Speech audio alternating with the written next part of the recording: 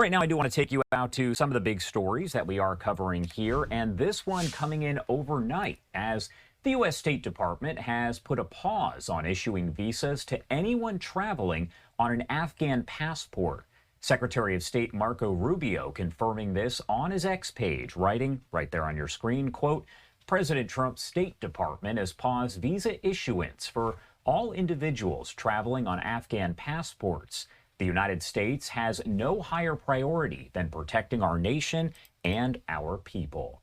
The move comes as an Afghan national is charged with carrying out this week's deadly ambush attack on two National Guardsmen in Washington, D.C.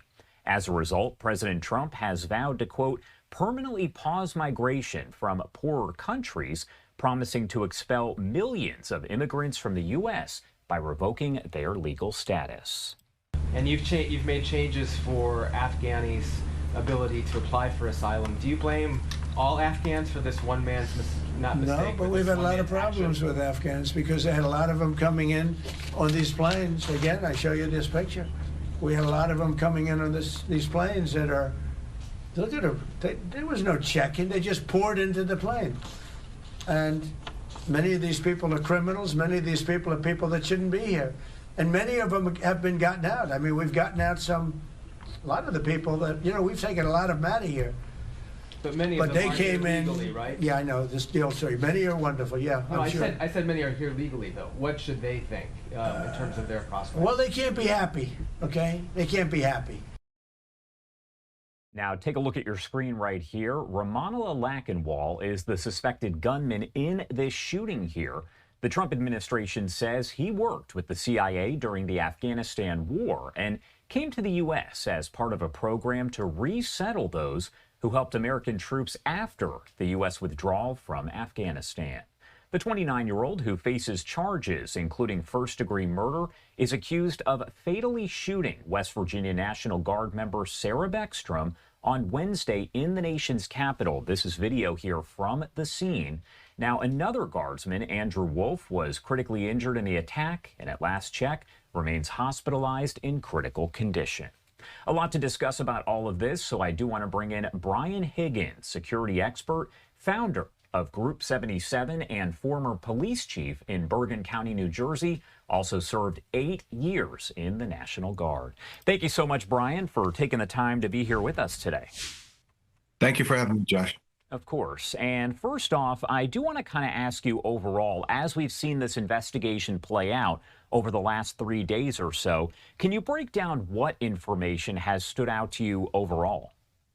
Well, first and foremost, the background of this individual who perpetrated this heinous crime. The fact that he came from Afghanistan, the fact that he worked with the CIA and our U.S. government is probably the most outstanding information that we have right now.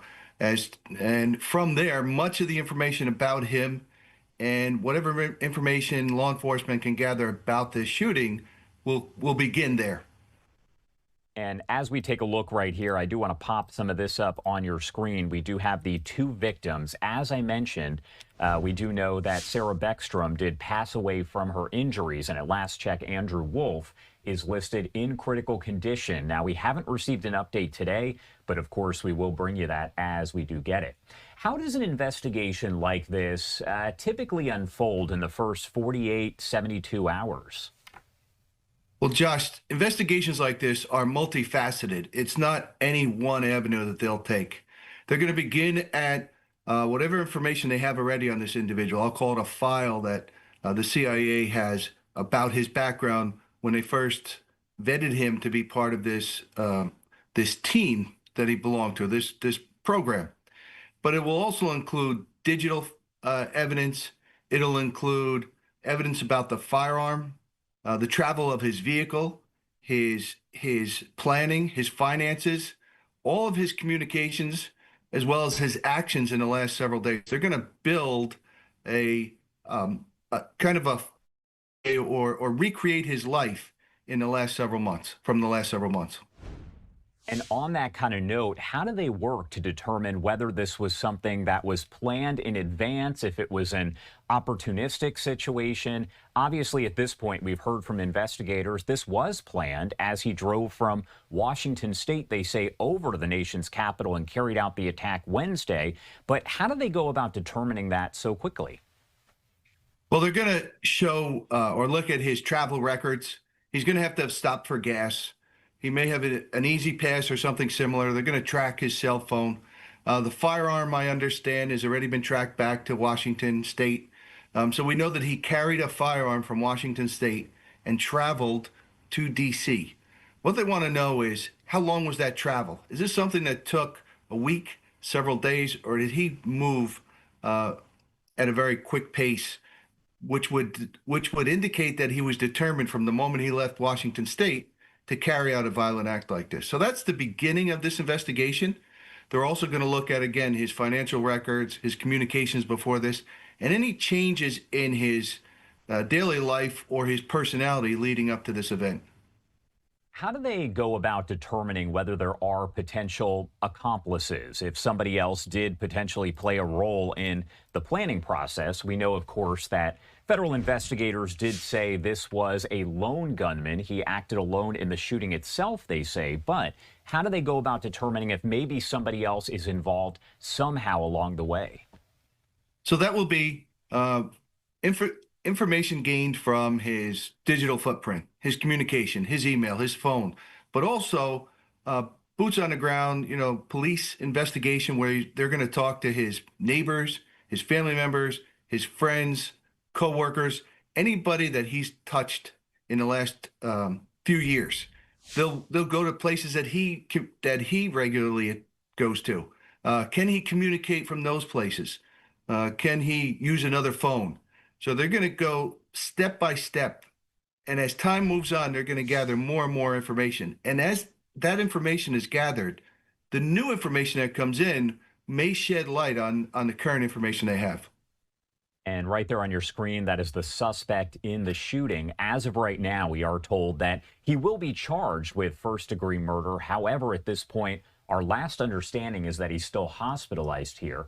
Is there anything, Brian, that you would say the public maybe commonly misunderstands about something of this nature, especially when you're talking about a federal investigation? So something like this, you have many different angles. You have uniformed armed service members in the military carrying out the orders of the President of the United States. At the same time, I understand they've been deputized so they can act as law enforcement officers in D.C. So you have a military deployment here, as well as a law enforcement deployment.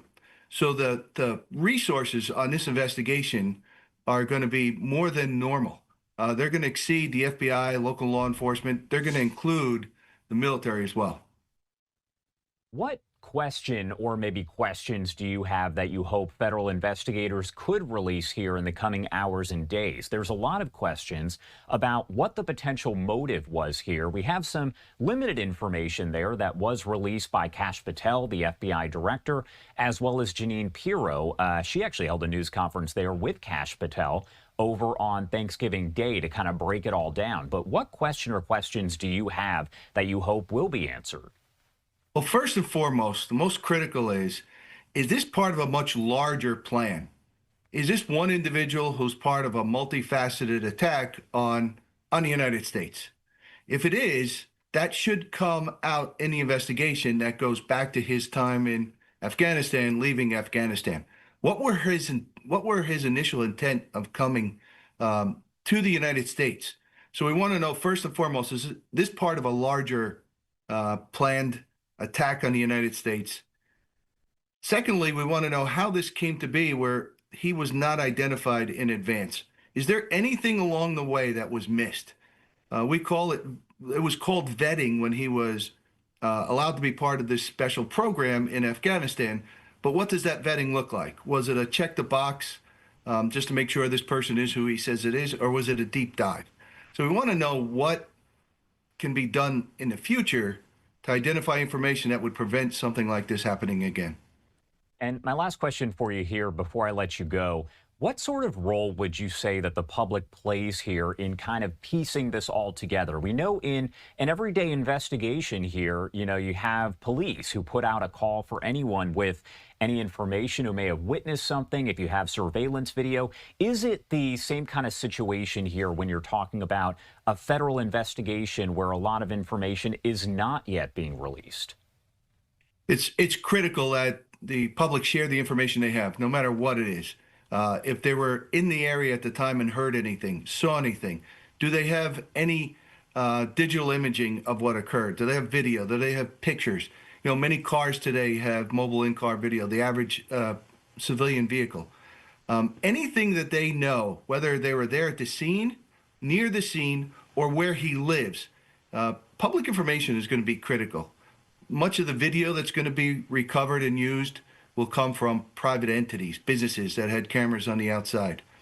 As that information comes in, it's literally like a puzzle. Each piece will build a bigger picture.